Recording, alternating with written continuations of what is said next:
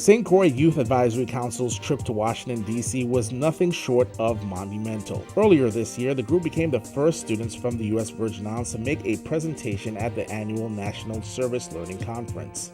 For some, making a presentation at such a huge event, let alone attending it, may have been a daunting task. But for Shadia Parisia and Bria James, their confidence in their abilities overruled any shadow of doubt. Well, we are here to present the St. Croix Youth Advisory Council, which is a project under the St. Croix Foundation. We are basically going to give an outline to the other conference attendees as to what YAC is and how they can get one organization like YAC started in their communities. And also talk about the project that we are focusing on, which is the GYN. The Youth Advisory Council, also known as YAC, is a youth-driven and youth-inspired movement on the island of St. Croix in the U.S. Virgin Islands. I think that it's important for us to showcase what our island is doing to other places, because most people, when you come here, I'm in the Virgin Islands, what language do you speak? Where is that? And it's important for other people to understand that we're making a difference. Although we're small and we're young, we can make a difference in our communities and around the world. It was very exciting to know that we were getting national recognition for the work that we're doing.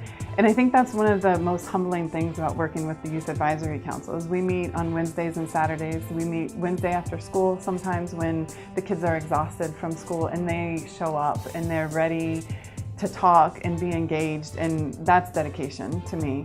And then on Saturday afternoons, they give up their afternoons, whether or not they could be out hanging out with friends or going to the beach or watching movies or doing whatever, they come to the foundation office and we meet and we talk. And so to know that that effort and that work was being recognized by a national organization was just, it was breathtaking.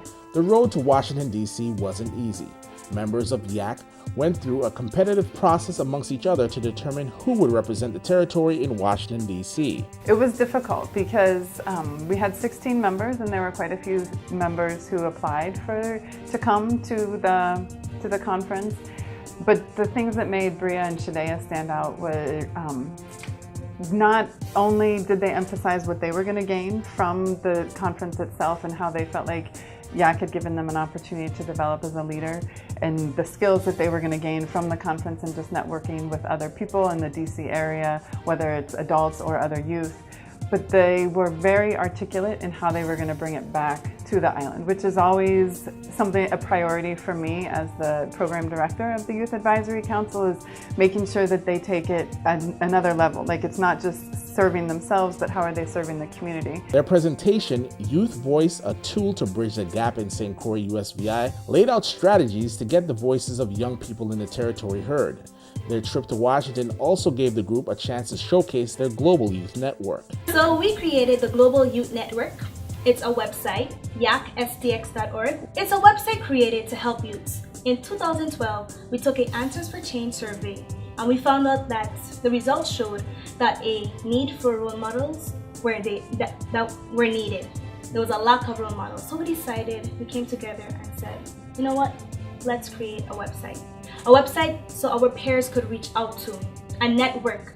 So the website entails two portals, the leadership portal as well as the career and mentorship portal. And basically the leadership portal showcases other youth groups here in the world. It's global. So if you wanted to be like Peace Jam, you could learn about other activities, become a better leader, because that's what we want. We need more leaders in the world, especially in St. Croix.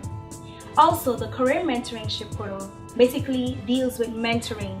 We actually took videos of certain people around St. Croix, professional, and basically they're describing their life as how they came to be. For instance, a chiropractor, how he became to be a chiropractor, the senator.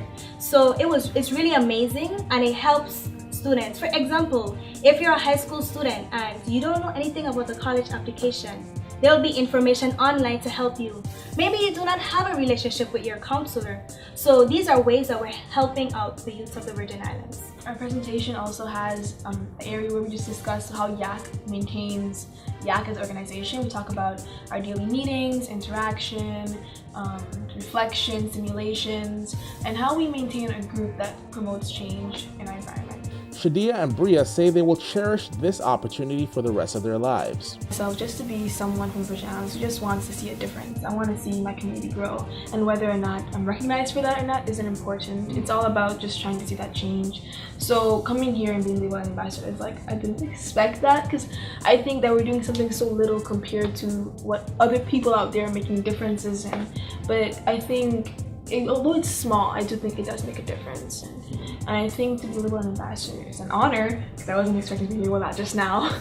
But it's also something, it's kind of humbling, because you want to step back and say, well, what's my purpose for coming here? Is my purpose for myself, or is it for the greater good of my community? Do I want my little sister who's 9 to grow up and say, well, I can make a difference. My sister was an ambassador a couple of years ago. I can go out there and I can show people what I have to offer, and people are going to listen to me because my voice matters. Well, being an ambassador for me, it feels great.